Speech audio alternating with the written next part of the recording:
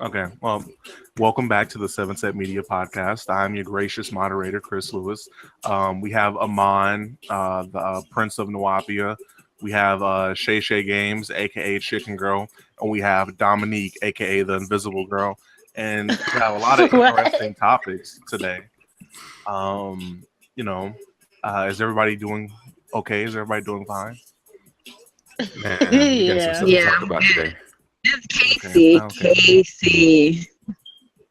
I'm over here trying to not put your government out there on public info, like on like out here in the world. I'm trying to give you an alias, so you're gonna go ahead and say it's Casey. It's Casey.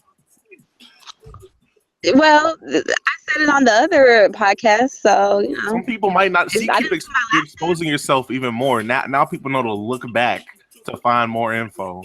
Jesus, tits. Just name. so Fine, you'll edit inconsistent. it, okay? Edit it. But Yeah, I right, wanna Chris. You'll edit it. girl. All right, so let's get the first set of topics going.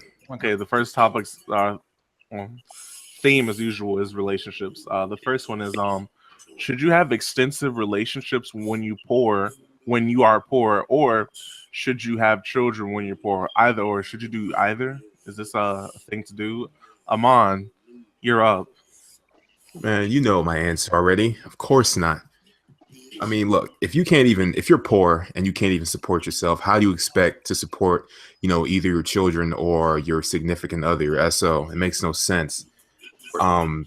I mean, think about it. And even if you do have children when you're poor, I mean, just the conditions they'll have to live through and, the squalor lifestyle. It's just not, no one wants to raise your kids like that. You always want your kids to have better. So no, you can't. It's just impossible. Okay, Casey. Um, yeah, I agree. But I think that I think it's fine to date if you're poor because Mm, like you don't think so? I'll continue. Make your point. Well, I mean, I just think it's okay that if you date when you're poor because you don't have any real responsibilities. You're just dating. You can.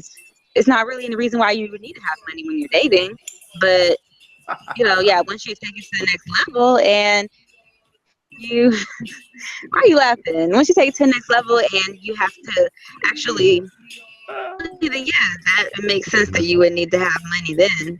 hmm So, but why do you think that you would need to have money when you're dating? Oh, Chris is laughing because Chris has said numerous times through sending me food. This guy has said numerous.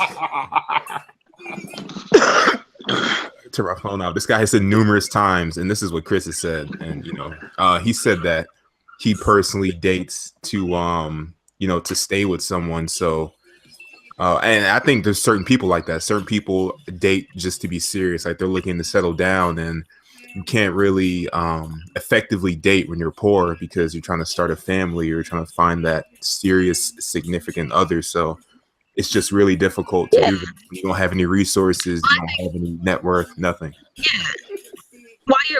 While you're on your way to doing that, so you can't even date while you're on your way to like you could like somebody and be like, okay, we'll date and we'll finish school and get on a career track and everything.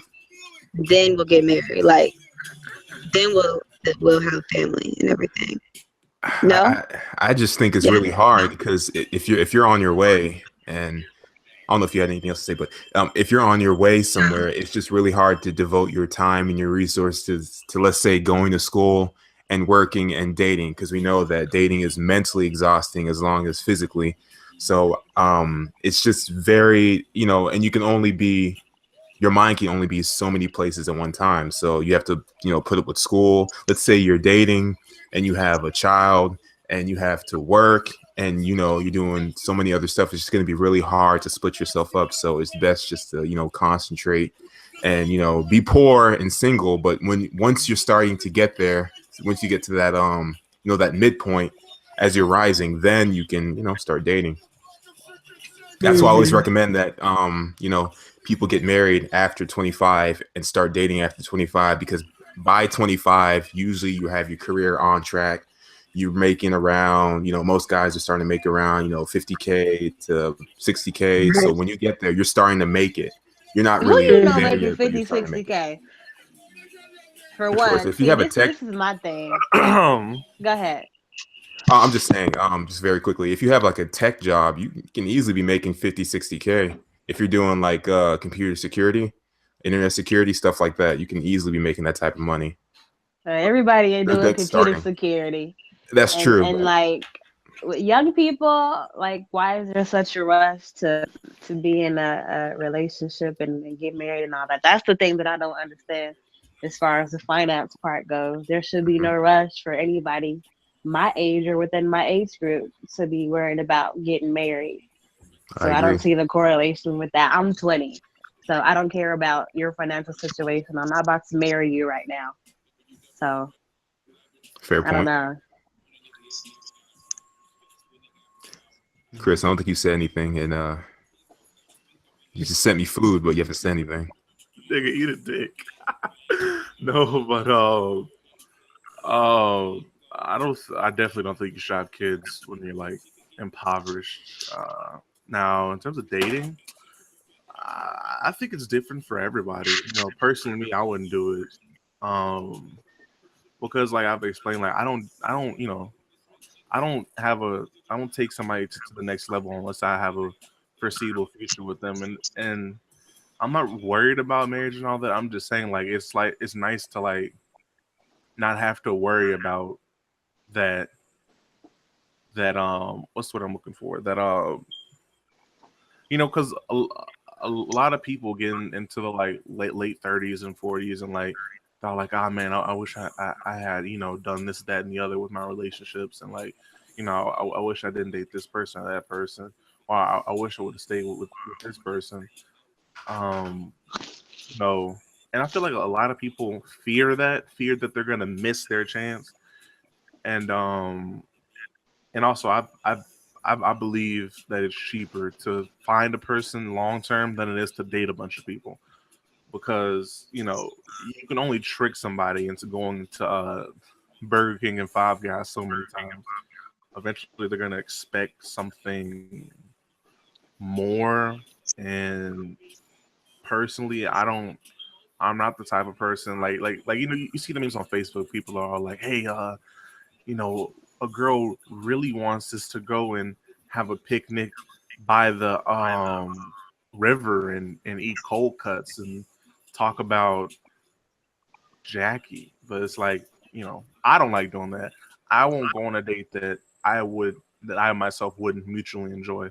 And so that cuts out a lot of cheap dates because I like to go out there and do stuff. But yeah, I just think it depends I wouldn't mind. on the person. I wouldn't mind a cheap date as long as it's something classy like that, like a picnic or something like that. Like I don't want to go to McDonald's, but if you have something like you make the food yourself and you have a nice setup and everything, it's the thought that counts, in my opinion. From what I've I wouldn't mind. experienced, you don't really get to that. Like the best alternative to me for the like whole picnic thing is like, hey, you want to like come over my house and like watch a movie and eat some of the food I make. But like you have to like have like so much trust, and then that's like, I have a whole family, so it's like I don't want them to be damaged by my family. So it's like I got to think of something else. And then like I also say, you have to build up a certain amount of trust to I say about this, you could pull that off like the third or fourth date. Like I don't think you can like say, hey, you want to come to my house on the first day or second date.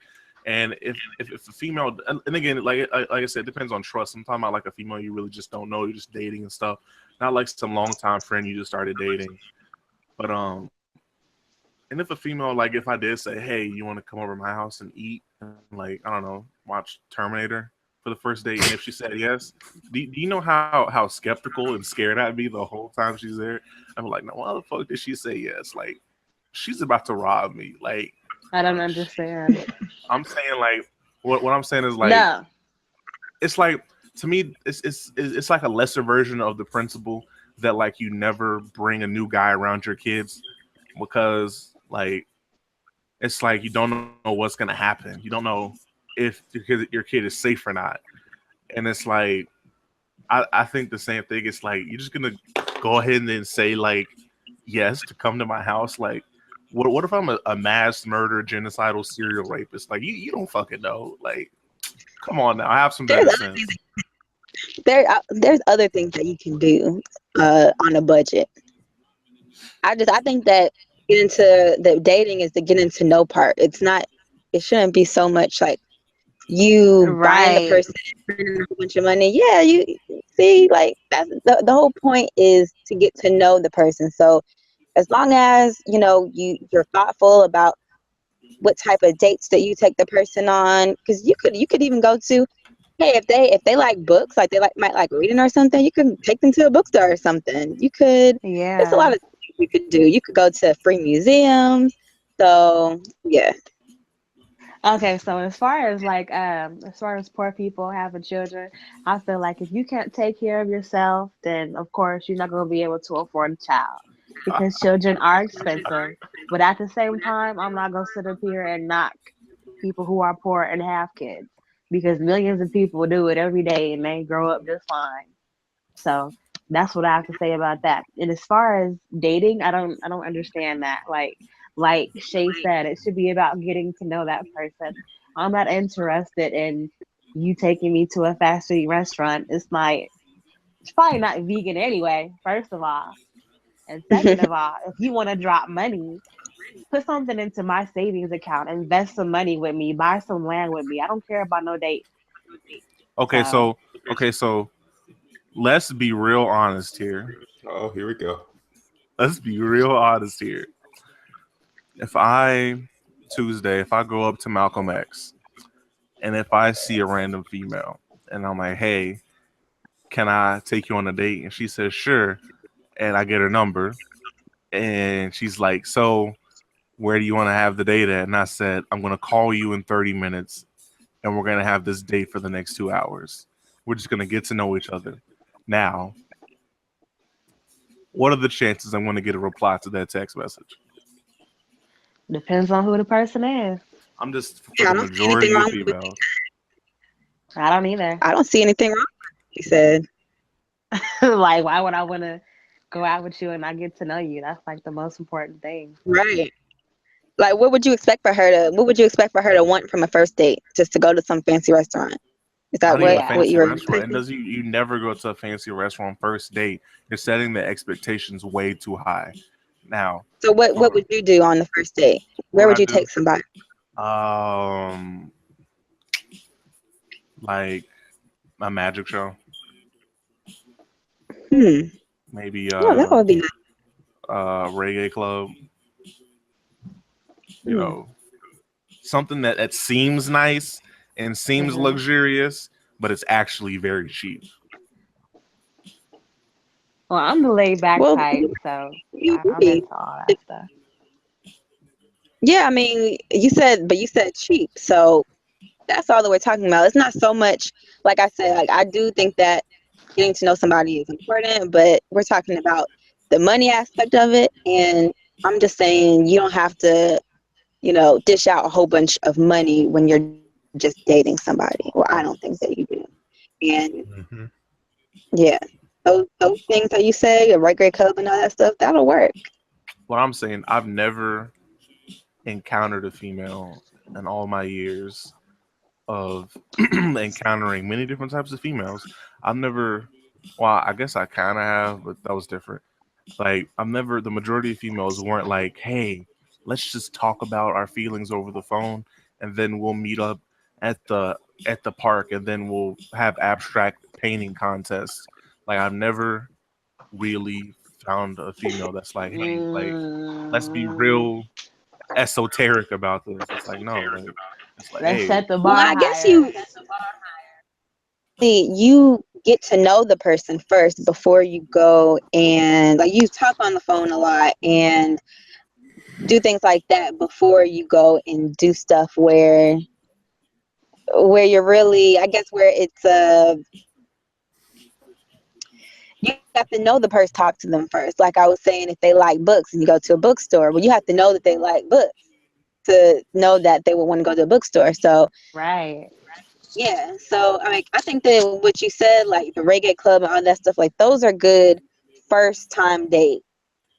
You know, once you get deeper into it, then you take them to stuff that you know that they might enjoy and that you all will be able to all that stuff more.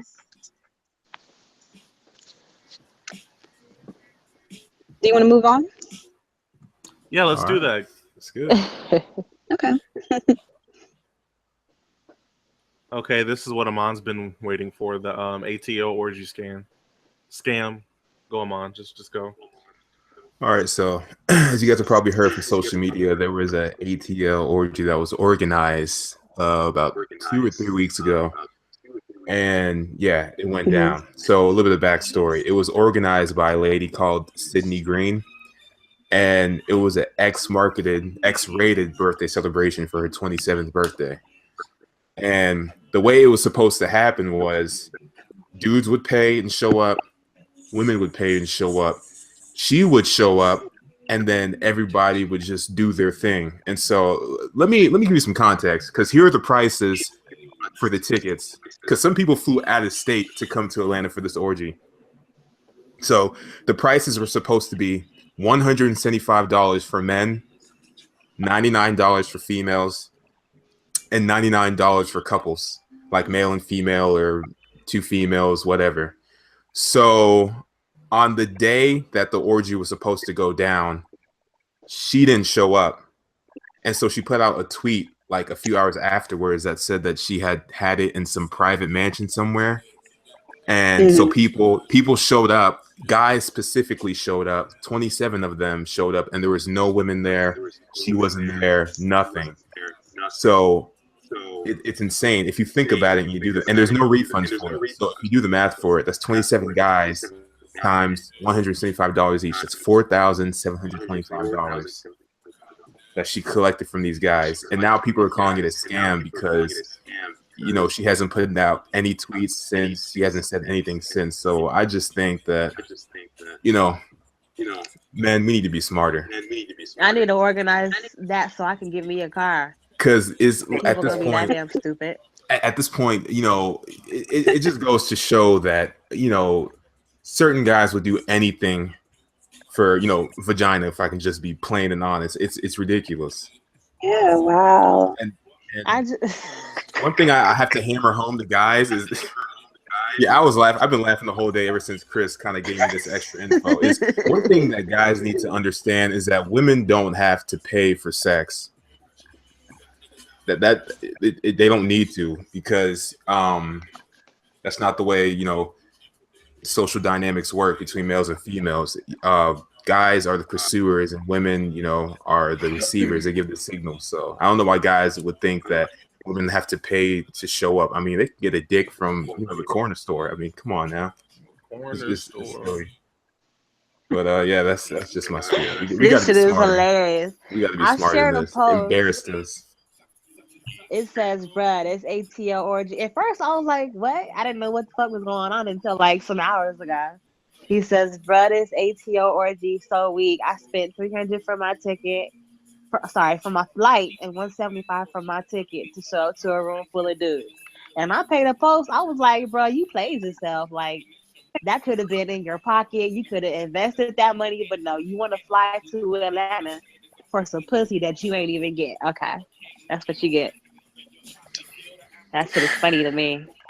Yeah, like once again, it just showcases the sexual weakness. And I believe the female who organized it was a black female, and I assume that the guys who were showing up were also black men. So it really just showcases that we just have we're sexually weak. It makes no sense why you would fly to another state, and not even another state. People were flying like 4 states over to a place where they weren't even guaranteed anything. Like, you could have, like, at least when you buy fast food, you're guaranteed food. Like, you just give your money to people, non-refundable, and you're not guaranteed anything. It's just insane. That's when I say simping and I say simp, that's what I'm talking about. So can't they sue her for that? No refunds. Why? Oh, so she had said no Yeah, refunds? it's in the fine print, no refunds, and that should include people in.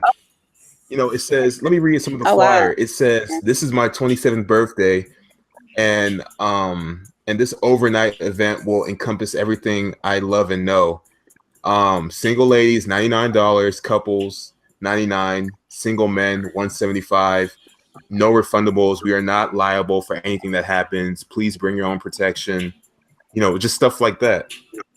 It says sex is allowed Wow. and nudity Somebody's is 100% encouraged. I mean, come on, guys. Are you serious? Me. gonna come. And Somebody knows where she lives. yeah, and like I was telling someone else on I was talking to, I'm like, it's not like there's anything wrong with this orgy. The problem is, number one, it wasn't discreet because white people, they're into that swinging shit like heavy. And the thing about it is that they're very discreet and they make sure that the word doesn't get spread around. If you're gonna do anything like this, then you want as little people to know as possible, because even though we're in the social media age, swinging parties still happen, but you never hear about it because people, white people, other races, are very tight-lipped. They don't talk about it unless they want you to know. So, if you're gonna do this, at least make it discreet. But this, since it was public, it was obviously a scam. Like, this couldn't have been more So obvious. she's the one that had. Go ahead. Is she the one that had the dreads, like the red dreads? Yeah, she did an actual in-person interview before the orgy, just to give it validity. I think. Yeah. Some other girl that was with her, like a short girl with like a short face or something, that was with her, that was talking about the whole event with her. But yeah, that when I heard about it, it sounded kind of weird. Like, it didn't sound like, I was like, how is that going to work? And when it's just a bunch of random people, like that, it just didn't even sound right. Yeah, that's not how swinging works. I don't know. I would be real nervous if I was her, because you can't just scam people like that and expect for nothing to happen. But especially in ATL, there's not really thugs in the state, but you still got some crazy people. You got people who can't let it go. So I would definitely take that $4,755 and buy like a used car and drive out of the state, because it's going down next time someone sees her.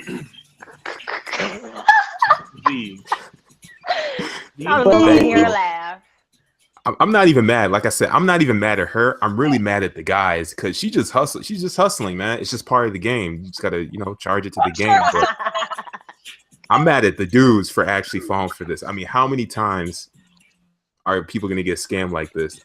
Like I said, this couldn't have been more obvious if it was one of those Nigerian prince scammer letters. I mean, come on.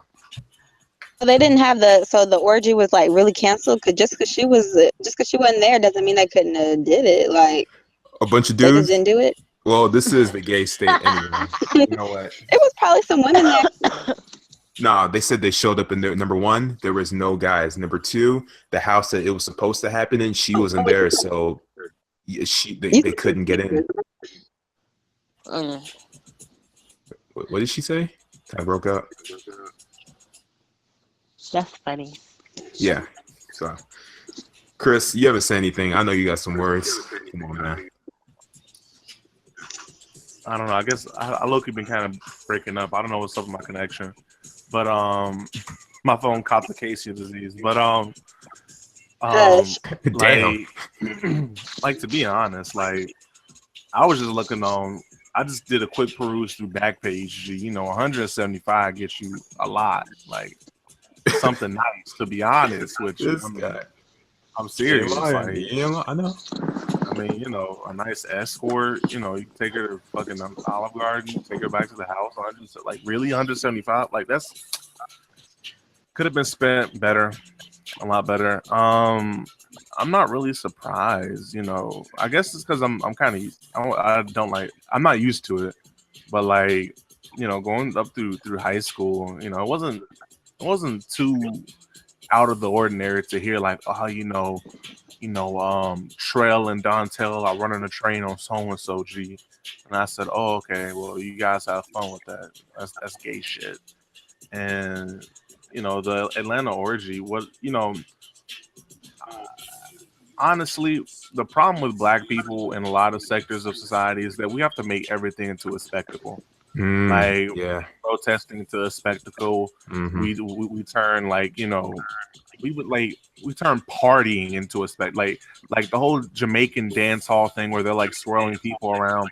Like black people are so attention starved. It's amazing. And then you turn an orgy into an attention spectacle. Mm. Like, what would be the purpose? I mean, I guess it's to get the word out, but like, you just don't want anybody showing up. So, like, I know she had like a filtering process, but still, like, it didn't make sense. Like, it was all for attention. It was all for attention and money, and it's like, it's just dumb. All of it's dumb. So, it's probably a good thing that didn't happen because if it did, somebody would have came home with a itch in the morning. So, Right. That's awful. might have had a bunch of bed bugs or something. You don't know. Then she said she rented out a mansion too. Like it's like Yeah. it's Yeah, not she that said- serious. No, she said that it was supposed to happen at her house, but then since it didn't, she moved it to a private mansion, and that's where she had it. So all the dudes who paid pretty much got blown, they got thrown aside. Why So- couldn't they just go to where she moved it? Because she said private mansion. In other words, niggas ain't invited. People who paid aren't invited. Okay, I got out of my system. Next topic. Okay, so this one came in from Casey. Like a lot of these, I don't know what the fuck it means. So hopefully she'll explain it. Is male privilege real? Casey, explain that. Break it down, please.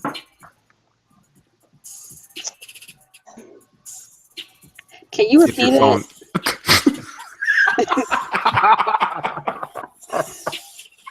Male entitlement is real. Is male privilege real, Casey?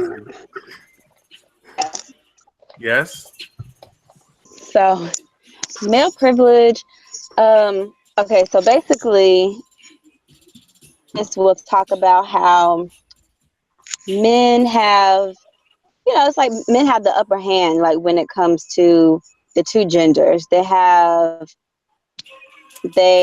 are just easier for them. A lot of times they cite that men make more, and they just have they have power over women basically. So okay. that's the word term that a lot of feminists use when they talk about it's one of those terms. So I mean, is that term like something that is that a real thing, like male privilege? Do you think that men do have privilege over White male privilege. women? What would you say? White male privilege. Oh, okay. Yeah, when they talk about it, they talk about it in general, just like men. Like men, all men, like even, black feminists a lot of times will say that black men have male privilege. That's very broad and like you said, a very generalized term. So when you say male privilege, do you mean like in terms of, you gave a few examples like pay, which has already been dismantled, but do you mean things like the hiring process? Just like what do you mean, like more in depth? Because male privilege, I mean, privilege in what? Like in terms of who's stronger? I mean,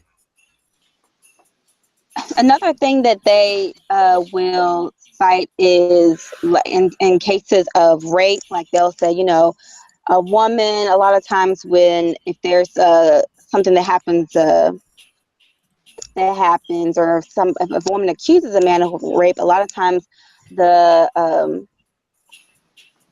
people will not believe the woman. And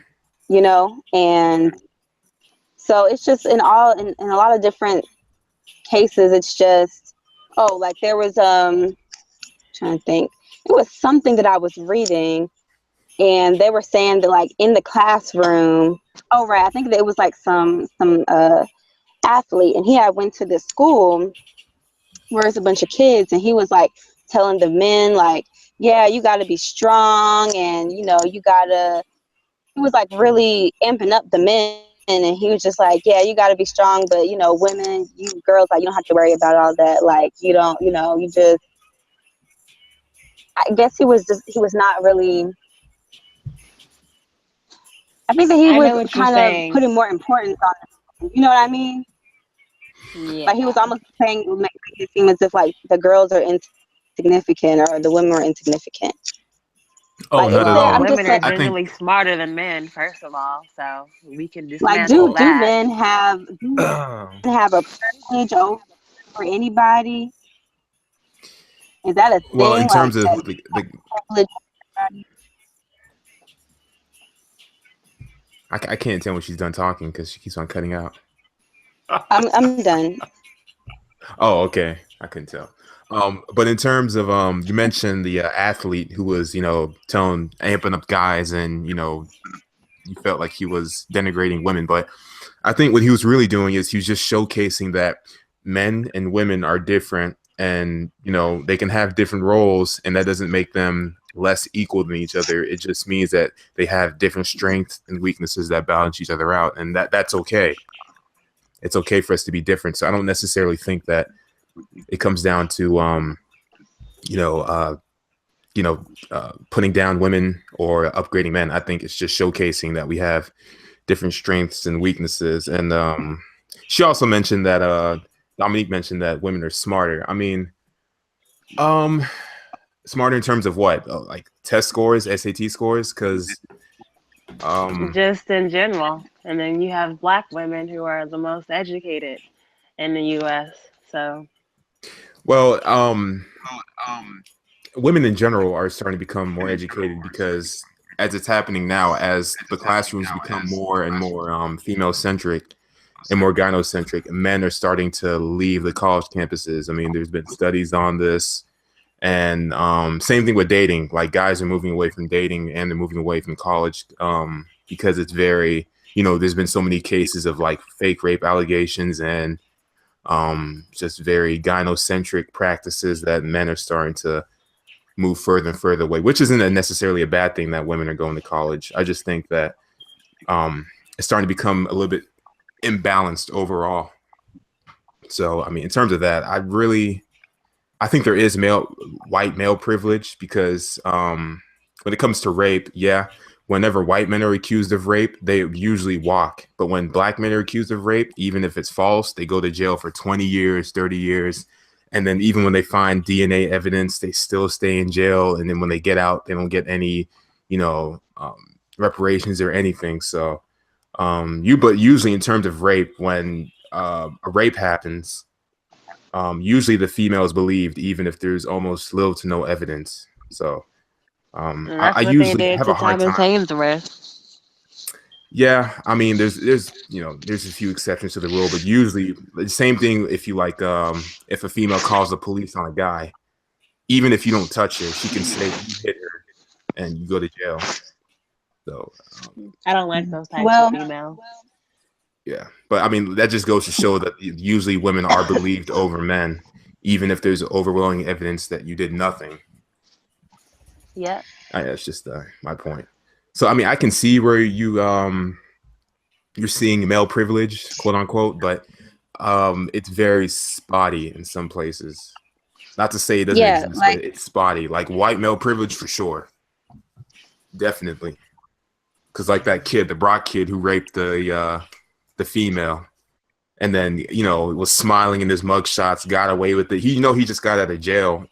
He's getting out of jail yeah. either. Yeah, he's getting out either like next week or next month. It's insane. I thought it Yeah. was Friday, Mm-hmm. 2 days ago. That's what I thought. I don't know. Yep. Well, yeah. I don't like when people talk about male privilege because I feel like everybody's in a way, like everybody's privileged in different ways. There's things that, you know, women Like, for instance, a lot of times people will always talk about, oh, you have to save the women and the children. Like, what about the men? Well, Yeah, they're the ones that, that's another point. yeah. So, I mean, that's a privilege that women have over men. Like, and it's so many different situations like that where everybody has their different privileges. So there is no, like, real like male privilege, I guess you, like, even when people say white privilege, sometimes I'm just like, means that they give themselves privileges, and that makes sense to me too. Like, okay, it's a white system, Mm-hmm. have privilege. Like, I guess in that respect, you have to look at who is giving. But yeah, I don't know. Everybody just has privilege to me in different ways. So I just think that it's stupid to. I think just a lot of times, like, they, like, when people talk about that, like, they just want to, like, make themselves look like victims. And I mean, I guess in certain ways, I mean, not generally. You can't say like that women in general are victims, but I just feel like that's kind of how they want to be seen when they talk about, oh, this person. When anybody talks about somebody having privilege over them, like, it seems like such a victim thing to say. So, and I don't really like that. But anyway, yeah, So when black people talk about white supremacy and white privilege, that means they're being victims. I do 'Cause feel you like could, it does. I do feel like that it sounds like they're being like, oh, poor me, like, oh, they're getting so much more than I'm getting. And it's like, well, yeah, because the system is for them. So that's why you have to, make up your own privilege, like, do things so that your people can be privileged in ways too. You can't, I hope that makes sense. it does, because I'm always telling black people to build their own shit so they don't have to worry about having the same degree or a better degree than a white person but still making less. So Yeah. All right. Well, Chris. We can move on. Oh, okay. Chris Yeah. No problem. Did you want to chime in, Chris? No, I'm good. Oh, okay, I want you to chime in. Whenever I say something, people get upset. Oh man. No, I mean, people will be. It doesn't matter. It's cool to upset people because maybe you said something that. I'm gonna say something in 3 days from now. I'm gonna get a shady text from you referencing what I said. Okay. Damn, it's like that. Damn. So, male privilege. I don't know. I mean, I feel like feminist talking points have a source of legitimacy when you break them down. When you think of it like this, women's rights exist because men gave them to them. That's a fact.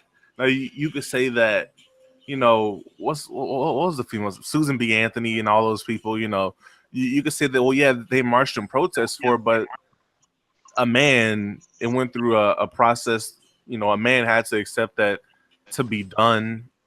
And, men have to accept it because, in all honesty, the entire feminist movement could have been crushed like within like a week span if men were just went full, like, Chris Brown and shit. But, I feel like feminists do have a point to say that men run society in a sense, but men run society to the benefit of women. All the innovation in the world, not all of it, most of it can be attributed to making the world a better place for women.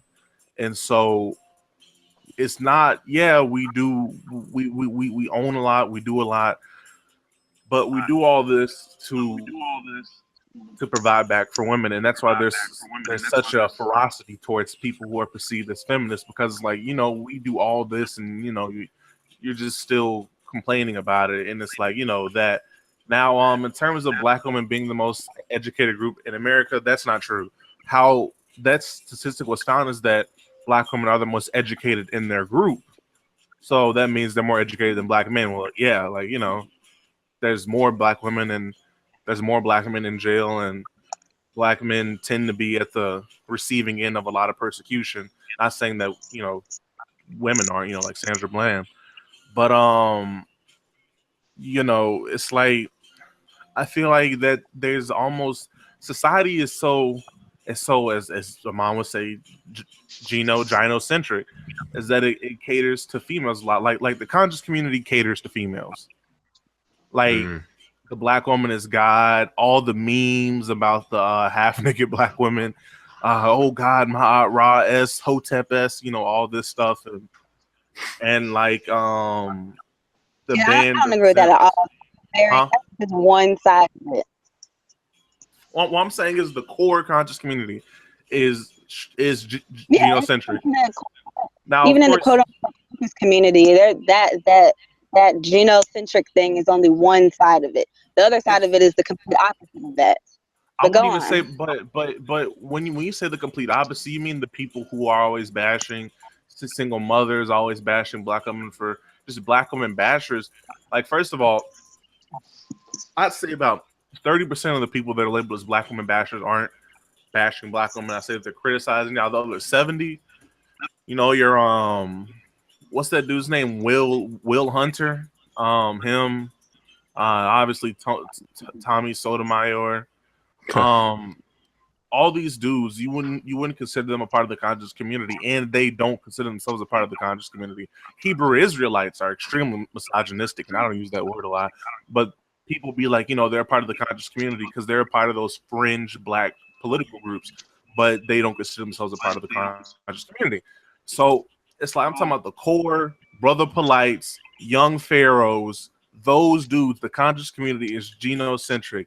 Everybody that's the core of it. Now you said there's outliers who aren't, like, you know, always praising this and praising that, you know, but the core of it is genocentric. It serves to cater. And I don't even know.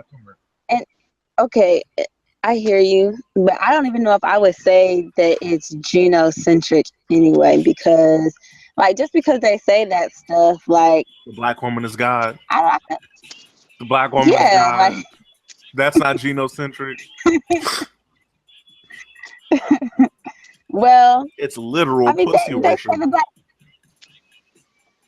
No, I mean, I feel like when they say that, they just mean that black women are the creators of, you know, of humanity. That's just what it is. Like, yeah, I mean, that's just the fact. I mean, I don't have a problem when they say that, but when they say it, they always use a capital G. So, yeah, I mean, that kind of implies, you know, omnipotence and all powerful, all knowing. Well, the queen thing, really like all the black woman is God and the queen thing. That like yeah, they call king and they say king just as much as they say queen. I've seen more queens. People get called queen than people get called king. Okay, I won't say that men will say, like, men do say that to other men sometimes, but women more so will call the men king a lot of times. I've seen queen way more. I'm talking about random females. I've seen that. Yeah, Rachel, who's in the post, yeah, she calls all the black dudes on her But you see way more queens than kings, though. You see way more. It's like, what's up, queen? Oh, look at this beautiful black queen. But you never see. Usually the kings, like there are the Rachels that are like say it to everybody, but then the majority of the people that say king to people are like they say king to like your Boyce Watkins, your Umars, your Tariq Nasheeds, your Brother Polite, you know, head like figures. They say, oh, what's up, king? Because they see the authority, and that's why I don't like calling people king or queen, because it's like there's no sovereignty, or there's really no. First of all, I think it's corny, but then it diminishes the word. It diminishes the meaning of the word, and I just think that, you know, it's but definitely I feel like, yeah, those are the same reasons why I don't say that stuff either. I was just saying that, like, you know, but I just feel like whenever like women are when they're just being praised a little bit, it's like, oh, it's a big thing. Like, oh, you're being a simp. Oh, this gynocentric. Like, basically. I don't know why. But okay, go on. No, I'm just saying. What were like, you saying? I'm saying like a lot of dudes. First of all, the anti-simping is taking off. If you've noticed in social media, and I'm proud of that. But the I like I mean in the group, in Brandon's group, like honestly, every time a picture of some oiled up busty black woman is posted, there's a whole bunch of queens and oh my gosh, if I could just procreate and make future generations with her, oh my god.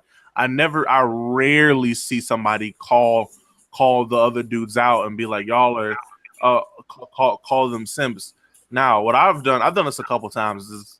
It's really rare. Like I'll be like, y'all are some thirsty ass dudes. 'Cause I see some of y'all's profiles, y'all married and got girlfriends and shit. Over here drooling over this random woman that y'all don't even know. Like it's thirsty to me, and I feel like that's almost like what the conscious community has boiled down to. It's really genocentric.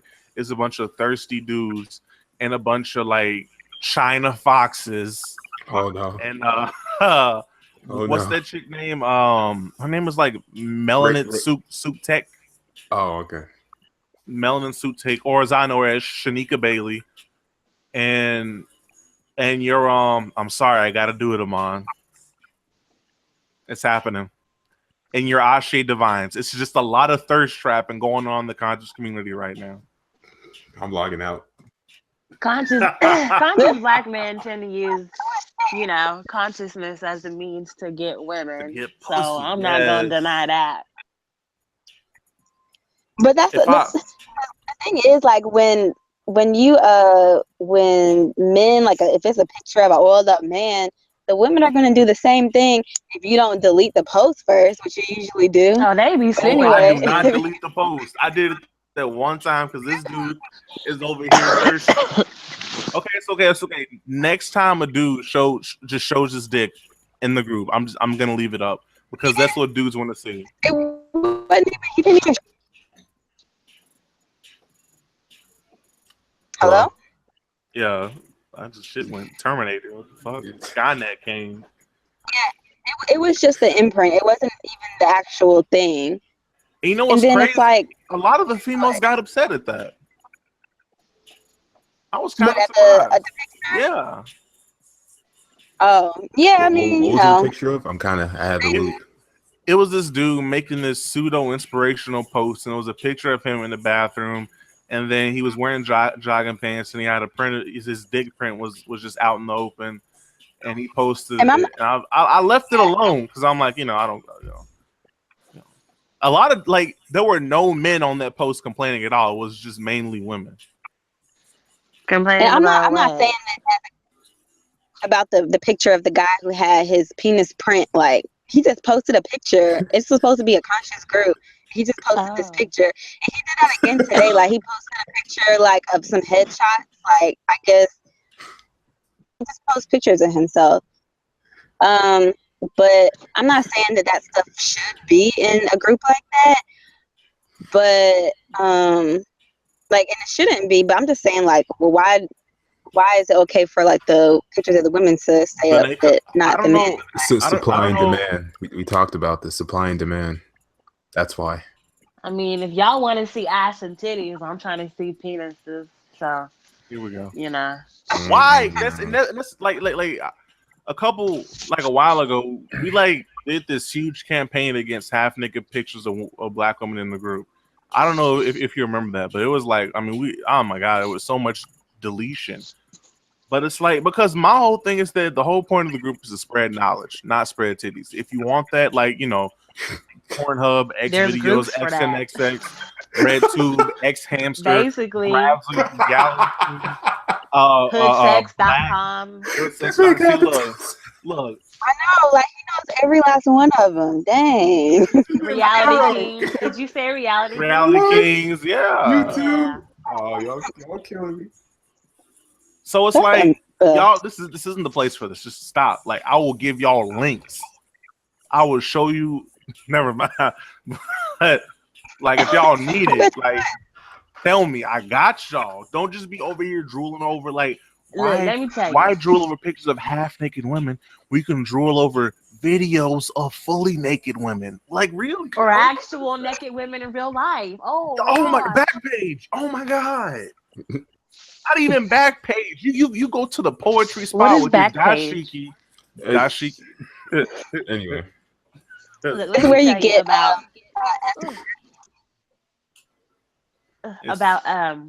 about black men who use consciousness to get women. I don't like that shit. I feel like they do it too much. It's like half of these Facebook revolutionary dudes, they just conscious just so they can get some women. You not making no real moves in real life. You not a part of nobody's movement. You don't have guns to protect anybody or anybody's community. You don't know how to grow food. You don't own land. But you just, queen, no, like, you need to build. That's what y'all need to be doing. And honestly, if you notice, a lot of these dudes, what the fuck? Who's blowing their nose? Me? all in the microphone. for real. Come Hold on. on. If you notice, a lot of these dudes, eventually it comes out because they eventually start complaining about their relationship problems. And not like in like a normal way. It's in like a conscious type way. And it's just like, I'm out here searching for my queen. I'm spreading all this knowledge and I'm posted up on the corner every day on 115th Who that State. sound like? And I need to hurry up and find one before it's. I need to start hustling harder. I need to buy more flights to Las Vegas. Okay, let me stop. She's dying. Yo, Quit playing, bro. yo, she's dying. You're trying to kill me. You're not supposed to be roasting people like in the middle of the podcast. You know that, right? Casey, stop. You and your eyebrow shade. You need to stop. Oh, Yo, no, you I'm didn't. so lost. I'm so lost. Anyway, continue. I don't even know what's going on. I really don't know either. I'll see the whole point that was being made is that this is all. It's become pussy worship, and not only is that kind of pathetic at this point in society, but it's first of all it's dumb on two fronts because one, there's way more efficient ways to get things done. And two, it's like you're fronting, like that's not, you're masquerading as, you know, the purpose of the movement, but in reality, it's just you just trying to traffic some pussy, and it's not right. It's not efficient. I tell you, Especially them with that polygamy bullshit. Get you We already covered that. a pound, get you a pound of dirt weed, and go to the nearest poetry spot, and you're set. That's it. That's literally it. You will have what you need. You can stop hotepping on Facebook all day. Your mission will be accomplished in record time. Okay. All right. Next topic, man. Next section. Y'all killed it. Negro speak. Why does Obama get a pass with many Negroes? Casey, this is your topic. Can you elaborate on why you think that Obama gets a pass? Dear Barry. Well, I really posed the question because I just wanted to know what other people thought, because I really don't know. Like, it's like he has some kind of magic powers or something over people. Like, Black he people put a love spell on half-breeds. Is that what it is? Let me tell y'all. Yeah, let me tell y'all what really is going on with Barry Soweto. Mr. Barry, can you give me a drum roll? Exactly. Okay. Anyway, Mr. Soweto gets a pass because of three things. Number one, his father was black. Number two, he could shoot the basketball. And number three, he said Trayvon would have been his son if he had a son. That's all. There's no, but seriously though, I think the real reason is because black people have been, quote unquote, losing for so long that getting a figurehead like a POTUS, a black POTUS, you know, made them feel. I can't even talk. Made them feel like they were winning. Yeah, that's all it is. Because if you look at it, yeah, go ahead. Oh, I just wanted to real quick. I just wanted to say that I just wanted to say a few of the reasons. I'm sorry, that music is like like distractions. Who's eating Skittles? All these distractions. Okay, anyway. A few of the reasons why I thought about that is because, okay, first of all, remember when he was calling black people, excuse me, remember when he was calling black people thugs? Yep. Some people got mad about that. Some people didn't really care. But if a white person were to have done that, and you know, when white people do it, black people get very upset and offended over that. Also, oh right, like with the whole calling black or African slaves immigrants. Apparently, he's done that several times. But when people who are conservatives, who are white, or people who black people think are sellouts, like Ben Carson, when they say it, it's a bad thing. They jump all over them. Yep, Coon Carson, also, right? Right, and also, what else has he done? Oh, right, he, you know, a lot of people called him the what was it? He was the immigration. I forget the nickname that they had called him, but he basically was he had sent a lot of people back to their countries. And now that Trump is doing it, it's this big thing where, you know, people are pissed about it. But, you know, Obama had been doing that too, even though he had also apparently been bringing a lot of people into the country at the same time. But, like, the fact that, yeah, he was deporting. That's right. He was deporting a lot of people. And also, of course, now, even though he was the president, like, you might think, oh, you know, the president is supposed to go to another president's inauguration, but he probably could have not went to you know, make a point, because there were a lot of members of the government who were supposed to go and did not attend because they didn't agree with the fact that Trump was becoming president. But, you know, and Michelle went and nobody cared. And plus, apparently, they were the ones, they say that Obama or his people were the ones who told Steve Harvey to meet with Trump in the first place. But Steve Harvey was the one who everybody got mad at. Like, nobody cared about Obama, the fact that Obama may have been behind it as well. So those are just a few of the reasons why, you know, I have thought about why is it that you can do all of these things, but then when other people do it, it's wrong. Because he has a magic nigga cape and he gonna come save all the niggas and he can't do nothing wrong. The end. Yeah, That's what people think. That's basically it. He's black, I'm black. Okay, that's good enough. That's pretty much what people were saying when it was time to vote back in 2008. He's black, I'm black. Let's go vote. Ludicrous. And that really set the tone for the next 8 years. I really like he could save them, or that he was. Is that what you had said? Something about that they felt like he was going to save them or something like that. Yeah. Hello? Just Iman had said something like that. Yeah, I did. Yeah, so I think that is maybe that's what it is.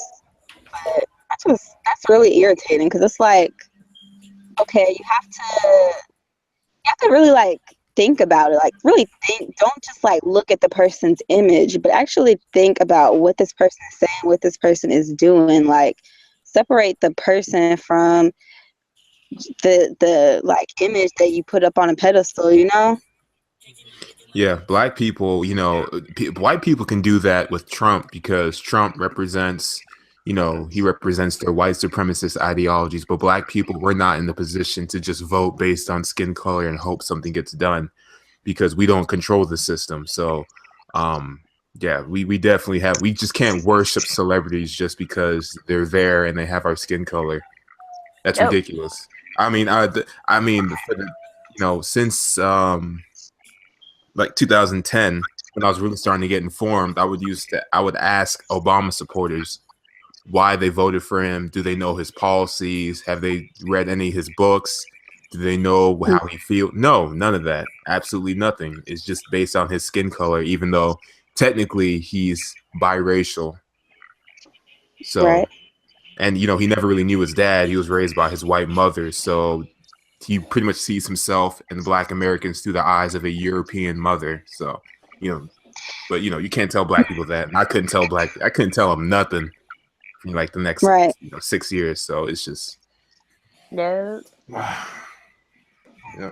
And and Dominique, that's interesting. You said that about biracial people. Like, you think that a lot of Black people worship biracial people? Some do, because that's how they want to look. There's people who purposely go out of their way to breed with somebody who isn't Black because they want a mixed race child. Yes, people do sexualize and fetishize mixed people. Oh yeah, you remember the white dude who called himself the Sperminator? He was getting a Black woman knocked up in a bathroom, in a bathroom in New York somewhere for like, was it $50? It's insane. Just so Wow. the kid would come out mixed. Yeah, that was like last year. So yeah, she's pretty spot on with her analysis. Interesting. Next Move topic. on. Shut the fuck up, nigga. Oh, I got it. Do Do not non-Black Black entertainers entertainers make it harder Oh, for now Black he wants to entertainers read. to rise in music genres. Yeah. punk ass? Eat a dig up before I take you back to Yaoundé. Oh. Do non-Black Hello? entertainers make it hard for Black entertainers to rise in Black genres? White entertainers like who? Dominique. The people that Black people allow to come into Black music? Who? Yep.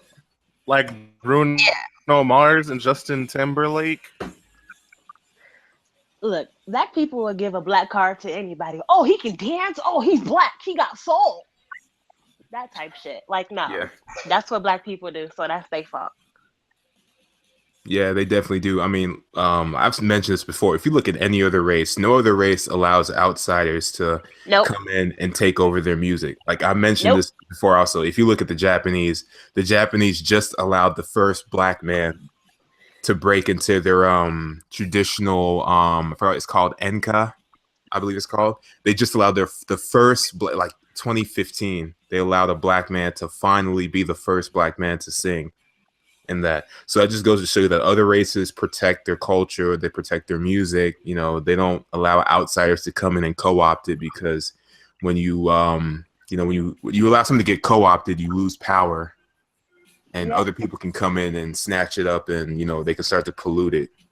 So yeah, we definitely do this how ourselves. Black people are too inclusive. They want to include everybody, and ain't nobody trying to include us in that. Yep. Mm-hmm. Yep. You don't see Chinese fighting Right. to have us in their Yeah, like pop culture. when I think about Not at other- all. Oh, sorry. Go ahead. No, go ahead. I was just saying, yeah, that's true, because like I think about like rock music. There's like literally rock music. I mean, maybe like underground rock music, but like in mainstream, it's really rare for you to see Black people, and especially, and even in country music, you don't really see them very often. And then when there is one, like I remember it was it's this guy who used to be in this band called Hootie and the Blowfish back in the 90s. Hootie. Right. And so, he is now a country singer. And A's, I think that's what it's called, right? And the Country Music Awards, yeah. And he had accepted his award, and he's like, yeah, thank you so much for accepting me and everything like that. And I'm just like, oh my God, like Oh my. like it shouldn't have to be like that. Like, you're just doing music, and it's not gonna, like, Justin Timberlake's not going to thank Black people for accepting him into Blue Eyed Soul or soul music or whatever. Bruno Mars, at least Bruno Mars will acknowledge that people started a lot of the genres that are popular now. But yeah, a lot of them they don't acknowledge it. They don't acknowledge Black people at all. They just do music that is kind of in a style that Black music do it. And I was really thinking about Bruno Mars. Okay, I'm trying not to be like too long-winded here, but I was just thinking about Okay, fine. You go ahead and give us your opinion on this. Finish your sentence. Go. I'm done. I have nothing to say. I'm done. Okay, we so cover that. Damn, she's just finish. Go finish. Okay, I know. I was just saying about how, like, Bruno Mars, I feel like a lot of his music, I guess for the past few years, ever since he had that song, what was that song he had with that Mark Ronson? I don't listen to Y'all Bruno know what I'm Mars. talking about? No, I don't listen to him. He's trash. But anyway, Well, the past like few years, his singles, like a lot of them have really just sounded like compilations of songs that Black people have already done. And they will play these songs on Black stations, like they'll play them on the R&B stations and stuff, and they'll play Adele's "Hello" on Black stations. They'll play Sam, what's the gay guy that is a singer, Sam Smith. But they will not play they won't play R&B artists on these pop stations, but they will play Adele, and they will play Justin Timberlake, and they will play Bruno Mars on the pop stations. So, I mean, why can't you play Usher on there if a lot of times he does the same type of music pretty much that Bruno Mars does. So, you know what's the crazy part? go ahead. Anyway, I was gonna say a little piece. You know what the crazy part is? The crazy part is you just reminded me that a lot of these people are notorious thieves. For instance, Bruno Mars, when he did his song "Locked Out of Heaven," he didn't necessarily. It wasn't a Black artist he stole from, but he notoriously kind of rips off other artists. For instance, that song is based on "Message in a Bottle" by I think it's the Police. So a lot of these people notoriously rip off from other people, and usually it's Black artists. So, you know, it's crazy how they don't want to get the real thing, but they will settle for an imitation of the real thing. Always. So, yeah. Right. Second rate. Yeah. And then the thing is, like, the thing that really gets me a lot of times is that it'll be Black producers that will put these people on. And the thing is, I do like a lot of their music. Like, I'm not gonna lie, I really like a lot of Justin Timberlake's music. But it's like, I just have an issue with the fact that, you know, they don't I feel like they don't give Black culture, Black people, Black musicians enough credit. When have they ever? Well, I mean, I guess when have they ever? Well, like I said, Bruno Mars does sometimes. He has said, like, he has acknowledged that, you know, Black people have started a lot of the genres that are popular now, and that he actually did acknowledge, I think, that they had taken like some parts of that song. I don't know, it was some song he had, I forget what it's called, but it was like, Uptown Funk, that's right. They had taken some parts of that song from some Black artists, like they had used for sampling and stuff. So he'll acknowledge it a little bit, but yeah, it's crazy to me that a lot of he's one person. He don't count for the rest of the people that have been ripping off Black music since music even existed. So So yeah, it's funny that a lot of, like, you know how this is the last thing I'll say, like how what's the dude that was married to Paula Patton? Robin Thicke. Yeah, Robin Thicke. He had a song with Pharrell where they basically sampled what was it called? Marvin Gaye's "Gotta Give It Up," that song. And so, you know, it was Pharrell that was like really defending the fact that they didn't sample it, and he's the one who had a lot to do with. I think he had produced the song, or he had a lot to do with putting the song out anyway. But a lot of times it's like the Black producers that are behind these, you know, the white artists have these soulful sounds. Like Justin Timberlake, like I said, I really like his music, but his music would not be as good if it wasn't for Timbaland. So yeah, I think that's interesting that it's really Black people who are making these blue-eyed soul artists. That's because Black producers will do anything to get money regardless. So right. Yeah. That's a fair point. Okay. last topic of the section, Chris?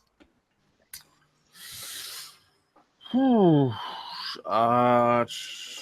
Negro, do you not want to be here? No, I'm trying to get this open because I noticed that when I use other tabs in my Google Chrome on my computer, it slows down the connection to Hangout. So I have the topics open on my phone and I'm trying to get to them. Okay, so what comes first, Africa, country, state, or city in terms of help for blacks? And I guess what this meant was that when you have the means to help black people, which comes first, your city, your state, your country, or the continent of Africa itself? I'll just briefly tackle a little bit of this. I think that well, in terms of Africa, I think you really have to start locally. I mean, we've already talked about this 20-man rule. You really have to start local. But the problem with that is that Africa has a lot of natural resources that, you know, black people we're really not taking advantage of because, you know, I have relatives in Africa. It's from my parents are from. So, you know, they always tell me how Chinese over there buying up all the chicken farms and, you know, white people over there. And, you know, what I have to say about that is that as Africa goes, so does the race, because you really don't have a home, you know, a place to call home that can protect you. For instance, when the Chinese get, you know, shot or beat up here, China can threaten America here with by cutting off resources or, you know, potentially calling in their debt. So, you know, you definitely start. I think we have to kind of do a little bit of both. We have to find like a balance, like help Africans modernize Africa, and then also help black people here. Because it does kind of annoy me when people adopt in Africa, when you have children over here who don't have, you know, they don't have fathers, if they don't have mothers. That does kind of annoy me. But at the same time, Africa does need to be, you know, we need to be in control of Africa. Africa needs to kick. I just want to add real quick. Like you had said that, you know, that is like a home front is Africa. Now, for somebody who has, you know, that's understandable, definitely. But for somebody who is like completely disconnected from it, like somebody who has been like African Americans who have been in America for centuries and don't have any close relatives that live there, like, are we really that connected? Like, we can't really. If something happens here, like a lot of African Americans probably wouldn't think to go to Africa. Like some might, but I mean, basically, I feel like Africa is really like could be just like Europe. Like, oh, I just need a place to go to, you know, like get away from here. It's not really anything that's going to. It's not like a group of people that's going to protect us or anything. Like because it's been so much that's gone on with African Americans for so many years, and it's not anybody from Africa who has ever really like came in and like helped us or said like, oh, okay, y'all come. I mean, like there's people who have said can come over here. We'll welcome them with open arms, but like there hasn't been on a large scale anything like that. Yeah, I mean, like Mugabe, yeah, I understand. Like Mugabe has been one. And, you know, the problem with that is because Africa is largely controlled by the IMF, you know, who has their fingers in them. So they're largely controlled by white people.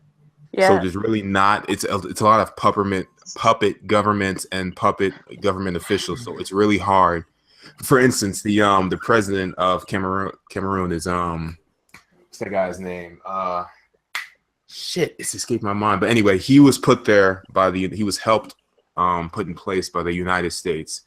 So it's just very hard to, you know, help out black people and to speak up on black issues in America, because that is one criticism I have of, you know, Africa in general. They don't speak up on the plight of black people in the United States. So a lot of black people say stuff like, oh, they don't care about us when they come over here. They don't give a fuck about black Americans, which isn't true. It's just that a lot of the officials there are put into place by, you know, like I said, the IMF controls Africa. A lot of white people put these people in place. So it's just very hard for them to speak up on the issue. So I do understand what you're saying there. No. Black people are everywhere though. Like we're not just in Africa, we're everywhere. That's So true. it's like But like I said, Chinese, they're all over there. I mean, they die. They go there and they catch malaria. They die, but they still keep coming. White people go there. They die of malaria. They die of Ebola, but they keep going because they understand that Africa has the most, they have coltan. They have the most raw natural resources of any other place mhm. and in the world. And if you control that, then you pretty much control the destiny of, you know, the world, if I can just be frank. So, yeah, black people are everywhere, but there's a reason why Africa people, throughout history, people have always wanted to colonize Africa. Oh, It's, definitely. Just yeah, like you like said, it's Hitler very wanted to rich in do it. resources. Yeah, very rich. So, you got, like I said, you got to have like a central base, and it doesn't have to be Africa because I think it's like the black nationalists who want to settle here and they want like a piece of land here in the United States. I don't think that's ever going to happen because the Civil War was fought, between the South and the North wanting to split up and become separate. So I don't ever think they would ever willingly give black people a piece of land in the United States. So, I think we just have to look elsewhere or start local and then also help, other areas outside. Do you think that people should? So do you think that people should? Because the thing that made me think about this was, well, there's a lot of different things. Like it's always, like you said, like with people wanting to adopt kids instead of adopting people in America, even though that's usually like non-black people that do that anyway. Yeah. But then it's things like people just like to invest in Africa a lot, and it seems like they might do it more than they do it here.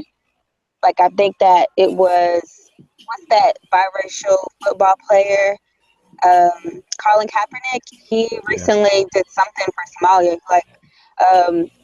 I think it was what was it? It was a waste, but he sent food and water to Somalia. It was a Anyway, waste. continue. Just continue. Chris is a pessimist, so anyway. Bro, you're a dick. G. I'm being real. Well, okay, I'll ask you about that later. I would like to know how it's a waste, but yeah. And then remember when Oprah had built her school in Africa? A lot of people were like, "Well, how come she didn't? People are in need in Chicago. Why didn't she do something there?" So, but she said that she said the reason why she did it in Africa was because the people. She said that she felt like the kids would appreciate it more there than they do here. Yep. That's interesting. So you agree with that, Dominique? I mean, yeah. Black kids. Okay, so there was this video, and this isn't like to be a generalization of black kids in general, but there's this video. This man, he goes to this. I think it was a Chicago public school. I don't know, but he goes and he talks to these kids, and he trying to drop knowledge and giving them his all, and they just talking and laughing and shit. So he popped off like, "I'm here for y'all. They not paying me to be here. I'm here because I love y'all." And they, they wasn't taking this shit seriously. So, right.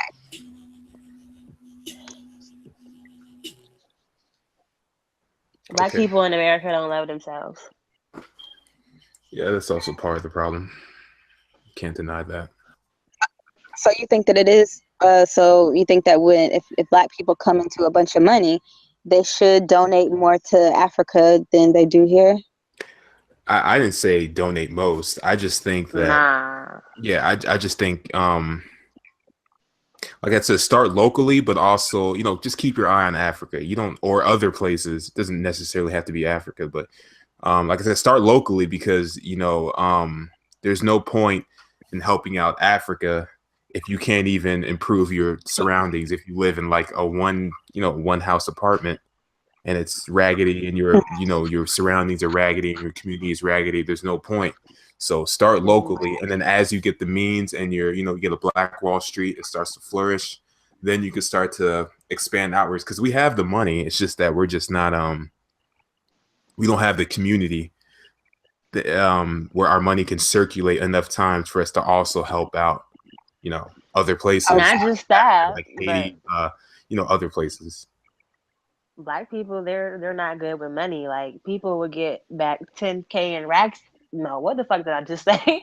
They'll get like 10 racks and be broke the next month. Like you can buy property, you can own something for like 3 grand. Like I follow this page on Instagram called Hood Estates, and I'm looking at this like, they're not luxurious houses and whatnot, but it's something that you can own and call yours. It's something that you can fix up. And so I'm like, when I think about relocating, it's like, okay, I have the option of leaving the country, or I could just start locally and be here, own property, stuff like that. So yeah, and that's a great option. Ain't good with money. Yeah. I've also looked into stuff like that, like people who flip houses, like in Chicago especially. There's a lot of like really crap apartments and crap houses that people flip for not that much, and they sell it or they rent it out, and they have so many streams of extra income. So it's possible, it's doable. That's how you start. That's how you can rebuild your community. Just buy up these places and rent them out. And then, and these jobs are great. The way they fix them up, it's amazing. Like it's burned down, it's terrible, but then they fix it up and looks perfect. So I definitely heard of? Oh, sorry. No, go ahead. I'm done. Y'all ever heard of buytheblock.com? I think so. That's something that Black people need to pay attention to. They're crowd investing. And they're teaching Black people about real estate and basically leading them right to property that they can own and rebuild. But you know how that goes. If it ain't Louis Vuitton, Hair Weave, or Jordans, Black people not trying to spend their money on it. So yeah, it's terrible. It's a terrible mindset. But okay. All right, last section, and then we can split off. Okay. Is cutting free lunches a bad thing in terms of the federal government and what they're doing? in a way, yeah, because a lot of kids, they depend on those free lunches. It's not like everybody who's poor gets food stamps. Everybody don't get food stamps. So them kids go to school, they depend on those meals. So yeah, I think they should definitely look at the numbers and run the numbers, look at the statistics and see, because I don't think free lunches would be something you would want in like a place that has a high income, a high income area. I think you would want it in low income areas. So if you have it in places that are like median income and high income, take that money and put it in low income areas. Right. You don't have to cut it entirely. Just put it where it needs to go, because a lot of what I believe is happening is that it's just spread out across the board, even in places where it's not needed. So take it and put it in places where it's absolutely needed. Mm-hmm. And if you do that, then there'll be no need to cut it entirely. It'll reduce the budget, because that way you can focus it in hot spots. And it'll be more efficient. Mm-hmm. I feel like if you pull up to school in a motherfucking 2017 car, you don't need no free lunch. So it needs to go where it's needed. Yeah, I graduated from a school that was like North Gwinnett High School, and that school had like it was a lot of Asians and white people. So it had like the second top SAT score in like Georgia, and yet they still had free, and it was high. It was like middle to high income. Like they even had the son of Stackhouse, his son, like one of his sons went there. So nice school, but yet they still did free lunches. So, thinking back on that, why not take that money and put that where, in an impoverished school where it can go, somewhere in Chicago, somewhere in St. Louis, somewhere where it's needed. Did they have at the school that you went to, did they have really good lunch? Like, was it it was healthy. like a lot of salads. Yeah, it was pretty healthy. Like I ate salads, so I'm still kind of trim now because even though I ate the lunches and I ate a lot of the lunch, it was it was fairly healthy stuff. A lot of fruits, a lot of salads. Mostly water. Not the many, not really milk, but it was like it's really healthy, just in general. Okay. All right. Next. She thought she was gonna trap me. What? You so man, Chris, shut up, man. You haven't said shit for the past few times. Man, shut up and just read the next one. I'm about tired of you, man. I'm about tired of you. I'm gonna reach through this damn mic. Oh my god. Okay.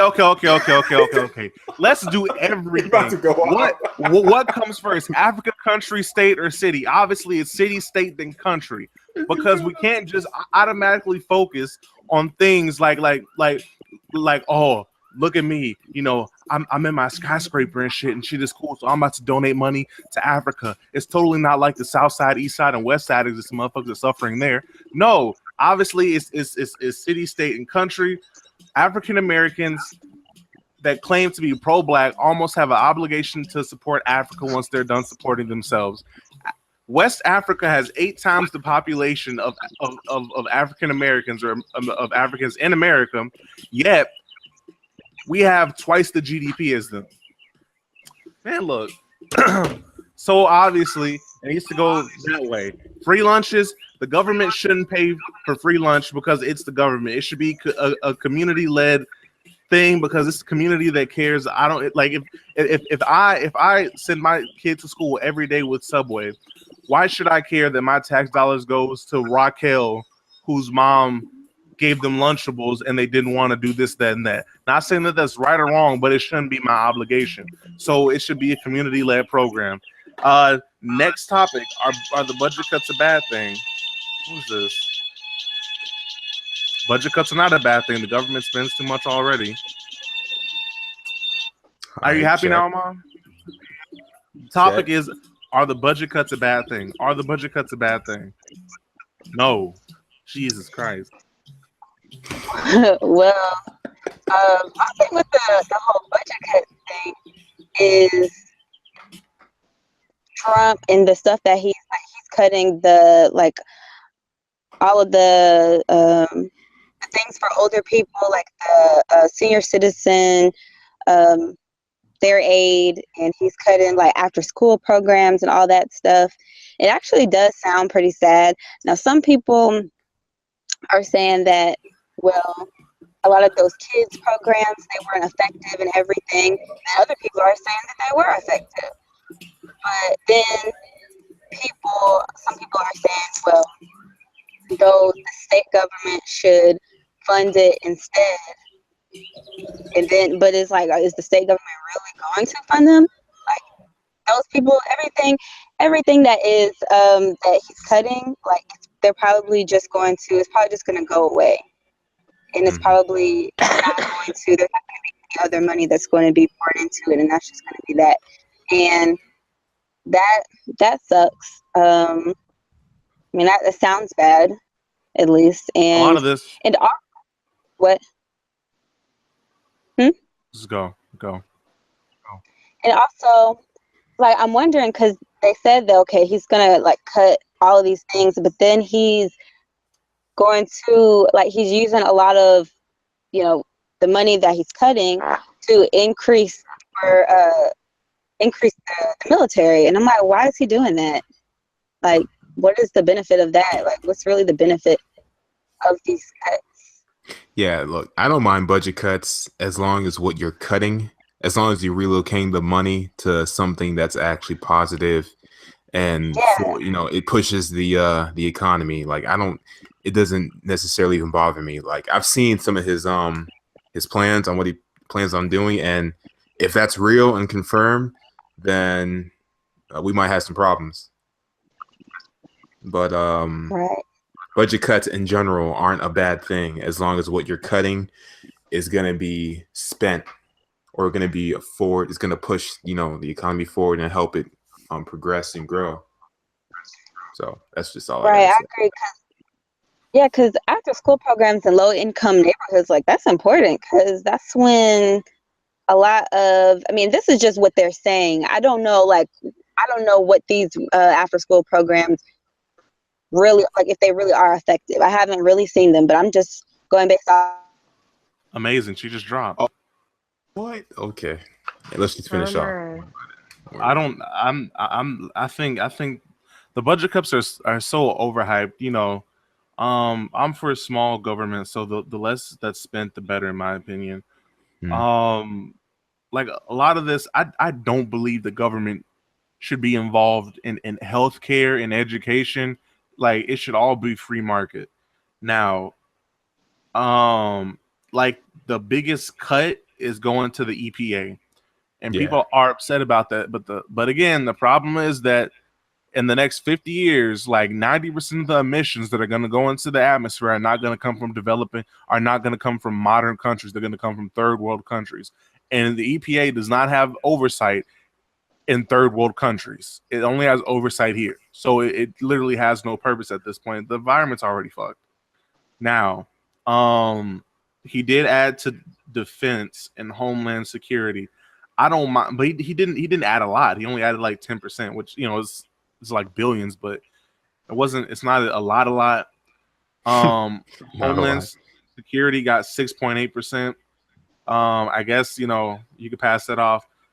The VA got 5.6. I don't know if y'all got folks in the Army and Air Yeah. Force and stuff, but I do. from what I've noticed, the VA is spotty. Well, not spotty. Like sometimes the VA is amazing. Like if you're a veteran, like you're gonna want to go to the VA, but sometimes it's like the VA is trash. And so I guess hoping with the VA works, and he put 0.2% increase in Social Security. So I don't know if y'all know this or not, but Social Security is going to run out of money by 2036. Oh, dude, they're Because already struggling. Of course. it's such an overburdened program. It shouldn't exist anymore, first of all, because it only existed to help people during the Great Depression. It Right. should not exist anymore. Same thing with NATO. NATO should not exist anymore because it was originally formed to combat the USSR and its allies' Comintern, and then eventually its successor, the Warsaw Pact.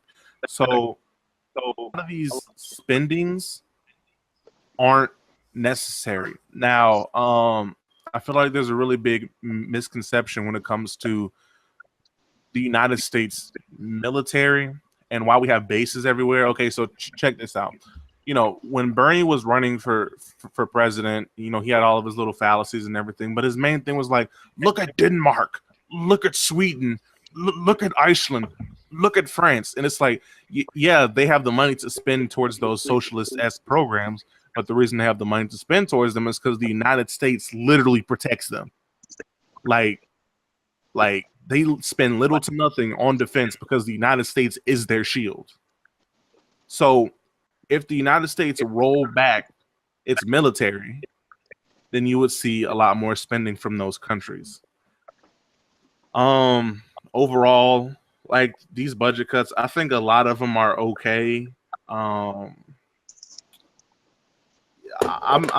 really okay with it because, like I said, I don't believe the government should have such a hand in everyday life because this is a capitalist country. The market exists to help people. It's like I was talking to Casey about this the other day. It's like universally, I think most people can agree that there is a feeling or perception that private schools are better than public schools.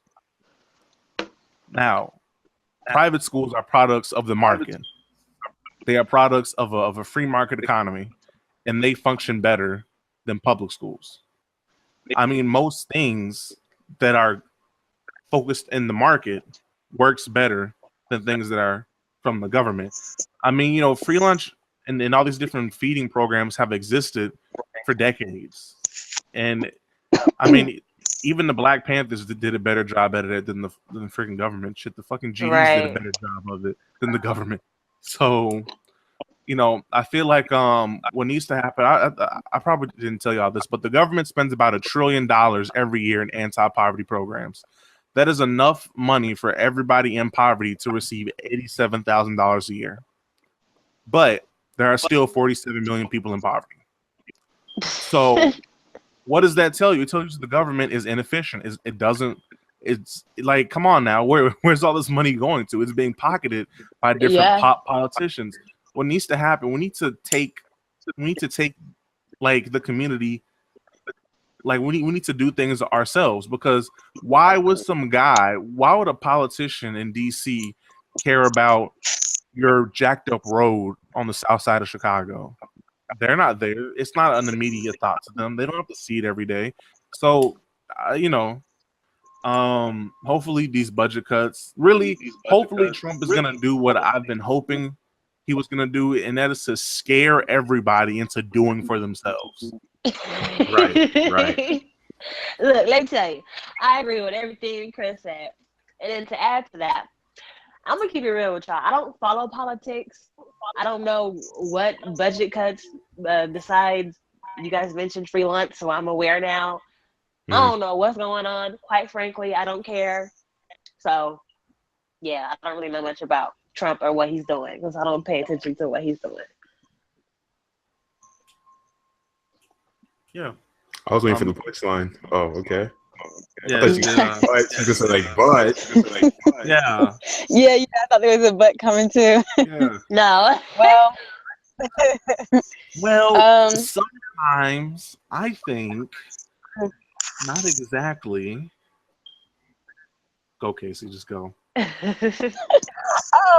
was me. That was your impression of me. No. Oh, I don't have nothing to say. Oh. Okay, fair enough. Last topic. Y'all killing me. Hold up. This has been the last topic for 3 topics. No, last topic in this section. This is the last topic. Yeah. I guess I would say that the last topic I pretty much covered it, and it's yeah, you can finish it off then. And this the last topic was, why are blacks hardcore status? A status is somebody that believes in the state having not indefinite control, but a lot of control.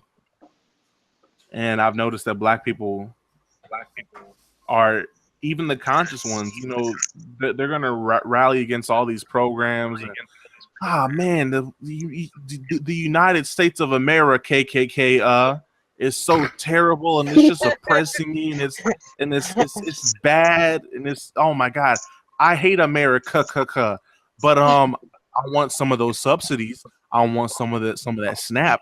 I want some of that HUD. It's like, how are y'all gonna go against the system so hard, but y'all love taking money from them? So I never understood that about black people. I mean, and I won't just say all black people. There are a lot of like y'all probably haven't heard of him. There's a black professor named Thomas Sowell.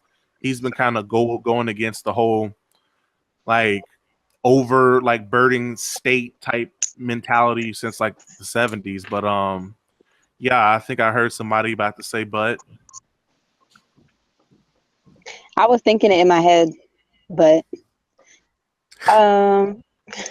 well, I think that the reason that a lot of black people think that way is, well, a lot of black people are Democrats, and the Democrats, that's pretty much like is that people to be dependent on all these government programs and such. So I think that a lot of black people have kind of just settled into that mind state. And also, if you think about like back in the day when black people were more independent, like how do you, when those things were our independence, when that stuff was destroyed, that had to make people feel some type of way, like why rebuild when it's going to get destroyed? So if they're going to give something to us, then might as well just take that instead, because if we try and create something on our own, then it might not work out, or it's going to get sabotaged in some type of way. So that could be it. That's a fair point. Yeah, I have nothing to add. Yeah. Every time we build something, here come Whitey. Tear it down, blow it up.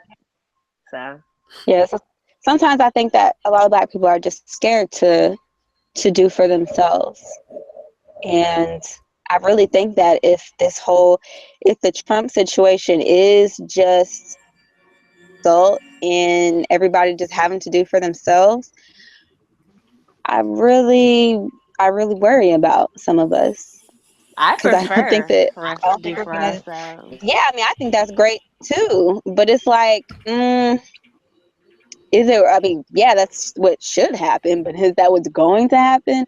I don't know. You'd We'll be see. surprised what happens when we're forced into dire situations. I think it's going to be good. I mean, Dire I Yeah. Can honestly, be I don't good. It has, understand. I don't really understand the topic. I don't know what HUD is or whatever. I HUD don't is know. these are housing, like, urban development. It's projects. yeah, Projects. Oh, okay. like these are like food stamps programs, like government handouts, basically. Yeah. Okay. Even then, like, government loans for education.